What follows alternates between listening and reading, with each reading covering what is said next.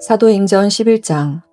유대에 있는 사도들과 형제들이 이방인들도 하나님의 말씀을 받았다 함을 들었더니 베드로가 예루살렘에 올라갔을 때 할례자들이 비난하여 이르되 내가 무할례자의 집에 들어가 함께 먹었다 하니 베드로가 그들에게 이 일을 차례로 설명하여 이르되 내가 욥바시에서 기도할 때에 황홀한 중에 환상을 보니 큰 보자기 같은 그릇이 내 귀에 매어 하늘로부터 내리어 내 앞에까지 드리워지거늘 이것을 주목하여 보니 땅에 네발가진 것과 들짐승과 기는 것과 공중에 나는 것들이 보이더라. 또 들으니 소리 있어 내게 이르되 베드로야 일어나 잡아 먹으라 하거늘 내가 이르되 주님 그럴 수 없나이다. 속되거나 깨끗하지 아니한 것은 결코 내 입에 들어간 일이 없나이다 하니 또 하늘로부터 두 번째 소리 있어 내게 이르되 하나님이 깨끗하게 하신 것을 내가 속되다고 하지 말라 하더라. 이런 일이 3번 있은 후에 모든 것이 다시 하늘로 끌려 올라가더라. 마침 세 사람이 내가 유숙한 집 앞에 서 있으니 가이사랴에서 내게로 보낸 사람이라. 성령이 내게 명하사 아무 의심 말고 함께 가라 하시매 이 6 형제도 나와 함께 가서 그 사람의 집에 들어가니 그가 우리에게 말하기를 천사가 내 집에 서서 말하되 내가 사람을 욥바에 보내어 베드로라 하는 시몬을 청하라. 그가 너와 내 온 집이 구원받을 말씀을 내게 이르리라 함을 보았다 하거늘 내가 말을 시작할 때에 성령이 그들에게 임하시기를 처음 우리에게 하신 것과 같이 하는지라. 내가 주의 말씀에 요한은 물로 침례를 베풀었으나 너희는 성령으로 침례를 받으리라 하신 것이 생각났노라. 그런즉 하나님이 우리가 주 예수 그리스도를 믿을 때에 주신 것과 같은 선물을 그들에게도 주셨으니 내가 누구이기에 하나님을 능히 맡겠느냐 하더라. 그들이 이 말을 듣고 잠잠하여 하나님께 영광을 돌려 이르되 그러면 하나님께서 이방인에게도 생명 얻는 회개를 주셨도다 하니라. 그때 스데반의 일로 일어난 환란으로 말미암아 흩어진 자들이 베니게와 구브로와 안디옥까지 이르러 유대인에게만 말씀을 전하는데 그 중에 구브로와 구레네 몇 사람이 안디옥에 이르러 헬라인에게도 말하여 주 예수를 전파하니 주의 손이 그들과 함께 하심에 수많은 사람들이 믿고 주께 돌아오더라. 예루살렘 교회가 이 사람들의 소문을 듣고 바나바를 안디옥까지 보내니 그가 이르러 하나님의 은혜를 보고 기뻐하여 모든 사람에게 굳건한 마음으로 주와 함께 머물라 있으라 권하니 바나바는 착한 사람이요 성령과 믿음이 충만한 사람이라. 이에 큰 무리가 주께 더하여지더라.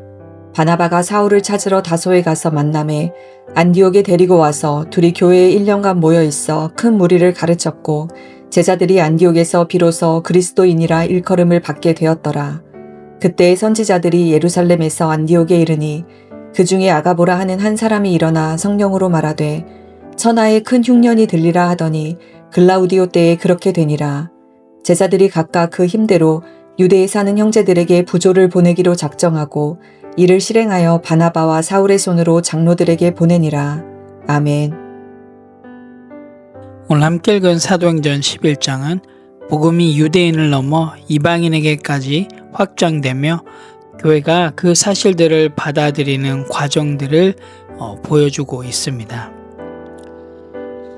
베드로가 예루살렘에 올라갔을 때 비난을 받게 됩니다. 특별히 유대인 할례자들로부터 비난을 받게 됩니다.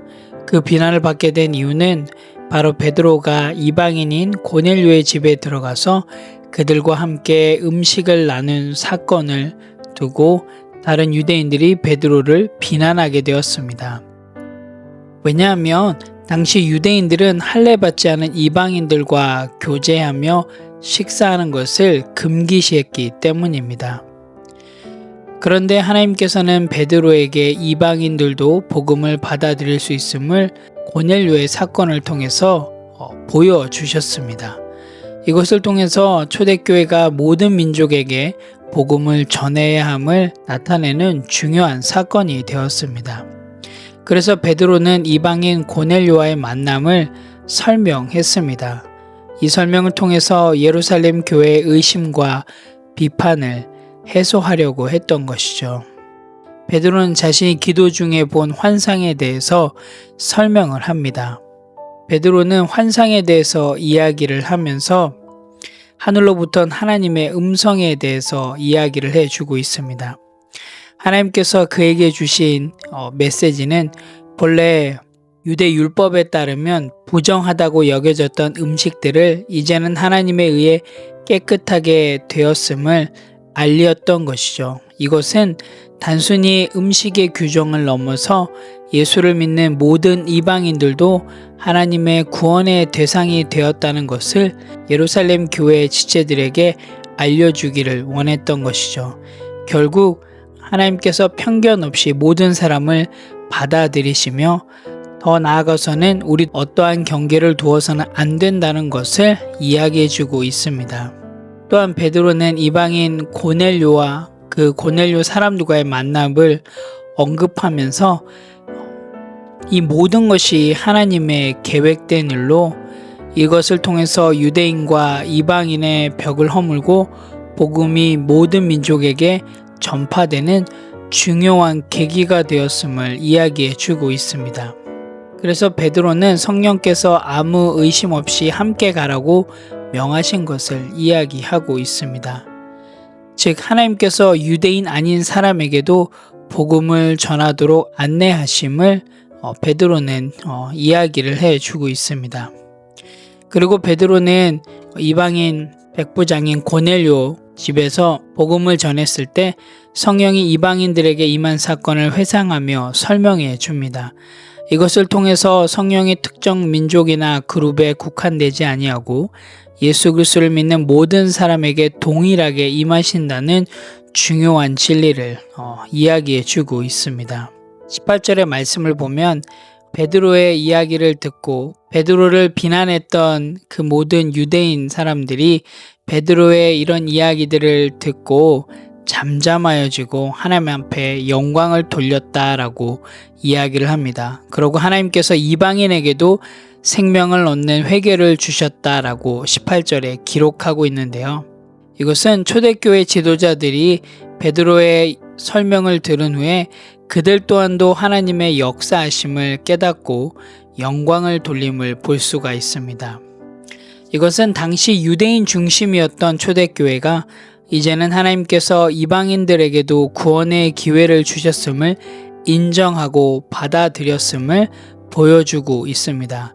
결과적으로 이방인들에게도 회개를 통해 생명을 얻을 수 있음을 강조해 주고 있습니다. 19절부터는 스데반의 순교로 예루살렘에서 발생한 박해로 인해 많은 신자들이 흩어지게 되고 그들이 버니게와 구브로와 안디옥까지 이르러 유대인에게 말씀을 전했다라고 기록하고 있습니다. 하지만 초기에는 유대인들에게만 복음을 전했다라고 기록하고 있는데요. 이것은 초대 기독교 공동체 확장이 특정 지역으로 퍼져나가기는 했지만 여전히 유대인 중심으로 한 사역으로 이루어졌음을 보여주고 있습니다. 20절에는 초대 기독교 선교 활동의 중요한 순간들을 기록하고 있는데요. 구브로와 구레네 출신의 몇몇 유대인들이 안디옥에서 헬라인들에게 그리스도의 복음을 전했다라고 하는 내용을 기록하고 있습니다. 여기서 헬라인은 우리가 잘 알다시피 비유대인, 즉 이방인이었습니다. 이것을 통해서 기독교가 유대인의 경계를 넘어서 이방인에게로 확장되기 시작했음을 의미하고 있습니다. 21절에 보면 주의 손이 그들과 함께 하심에 수많은 사람들이 믿고 주께 돌아왔다라고 기록하고 있습니다. 여기에서 주의 손은 하나님의 능력과 인도를 의미합니다. 즉 하나님의 능력과 인도의 결과로 많은 사람들이 예수님을 믿고 예수님께로 돌아왔다는 뜻이죠. 특히 안디옥 교회는 급성장을 하기 시작을 했습니다. 바나바는 안디옥에서 사역을 시작하면서 새롭게 믿음을 갖게 된 신자들을 돕기 위해서 더 많은 지도자가 필요하다고 느꼈습니다. 그래서 그는 그리스도의 복음을 전하는 데 있어서 열정적이고 재능 있는 사울을 찾아 동역자로 삼으려고 했습니다. 결국 바나바는 사울을 안디옥으로 데려와 함께 1년 동안 교회에서 사역하며 많은 사람들을 가르쳤습니다. 이 과정에서 그리스도인이라고 하는 명칭이 처음 안디옥 교회 성도들에게 붙여졌는데요. 이 그리스도인이라고 하는 뜻은 예수 그리스도를 따르는 사람들을 의미합니다. 즉 그리스도인이라고 하는 이름은 믿음의 공동체가 예수 그리스도의 가르침과 삶의 양식을 본받고 있음을 나타내며 그들의 신앙 정체성을 분명히 하는 중요한 명칭이 되었던 것이죠. 27절에서 30절에는 안디옥 교회가 예루살렘 교회를 돕고 있는 내용을 기록하고 있는데요. 아가보라고 하는 선지자에 의해서 예언되었던 그 천하의 흉년이 될 것이라고 하는 그 예언이 실제로 로마 제국의 글라디오 황제 시절에 이루어졌습니다. 특별히 안디옥 교회 성도들은 예루살렘에 사는 형제들이 어려움에 처했다는 소식을 듣고 그들의 능력에 따라 도움을 보낼 것을 결심을 합니다. 이것을 통해서 우리가 볼 수 있는 것은 교회 공동체가 서로의 필요를 나누고 돌보는 것이 얼마나 중요한지 알 수가 있습니다. 결국 30절에 보면 안디옥 교회에서는 예루살렘 교회로 구제 현금을 보내게 됩니다. 바나바와 사울은 안디옥 교회 대표로서 이 헌금을 예루살렘 장로들에게 전달했습니다. 오늘 함께 읽은 사도행전 11장은 교회가 민족적 경계를 넘어서 복음의 보편성을 받아들이는 역사적 전환점을 기록하고 있습니다. 함께 읽은 사도행전 11장을 통해서 또 우리 삶 가운데 실행하고 실천할 내용들을 또 함께 나누기를 원합니다. 첫 번째로는 나는 나의 정체성이 그리스도인이라는 이름에 걸맞도록 말과 행동에서 예수님을 닮은 삶을 살겠습니다입니다. 오늘 함께 읽은 사도행전 11장에서 안디옥에서 처음으로 성도들을 그리스도인이라고 불리게 된 것처럼 우리도 오늘 세상 속에서 우리의 말과 또 우리의 행동과 우리의 선택을 통해서 예수님을 따르는 그리스도인의 모습들이 드러나기를 소원합니다. 여러분, 오늘 하루 삶과 또한 말과 행동을 통해서 오늘 하루 복음대로 살아내는 삶을 통하여서 성경에서 이야기하는 대로 실행하고 실천함을 통하여서 여러분의 주변에서 여러분의 삶을 통하여서 그리스도가 발견되어지는 그런 귀한 하루의 삶이 되시기를 간절히 소원합니다. 두 번째로는 교회 지체들을 위해서 나의 자원, 시간과 재정과 에너지를 적극적으로 나누겠습니다입니다. 오늘 안디옥 교회는 예루살렘 교회에 어려움이 닥쳤을 때 예루살렘 교회를 돕기 위해서 헌금을 모았습니다. 이처럼 교회 공동체는 혼자서 세워져 갈 수 있는 것이 아니라 함께 세워져 가는 것입니다. 여러분, 오늘 하루 우리 지체들 가운데 혹여나 여러분 주변에 힘들고 어려워하는 지체들이 있다면 여러분의 자원들을 적극적으로 나누십시오. 여러분의 시간, 여러분의 재정, 또한 여러분의 에너지를 나누셔서 우리 지체들이 또 여러분 주변의 가족들이나 친구들이나 동료들이 어려움을 겪는 것이 아니라 어려움 속에서도 여러분의 그 적극적인 모습을 통해서 예수님의 사랑을 발견할 수 있는 그런 귀한 하루가 되시기를 간절히 소망합니다. 함께 기도하겠습니다. 하나님 참 감사합니다. 오늘도 사도행전 11장을 통하여서 하나님의 놀라운 은혜들을 발견하게 해주셔서 감사합니다. 하나님, 오늘 사도행전 11장을 통해서 살펴볼 수 있듯이 초대교회 가운데 일하셨던 그 하나님의 놀라운 손길을 바라보게 됩니다. 하나님, 오늘 하루 삶 가운데서도 저희들 복음을 전하며 나아가는 삶을 쉬지 않게 도와주시고 정말 더 나아가서 그리스도인으로서 그에 합당한 삶의 모습으로 그리고 삶의 고백으로 오늘 하루도 살아낼 수 있도록 인도하여 주시옵소서.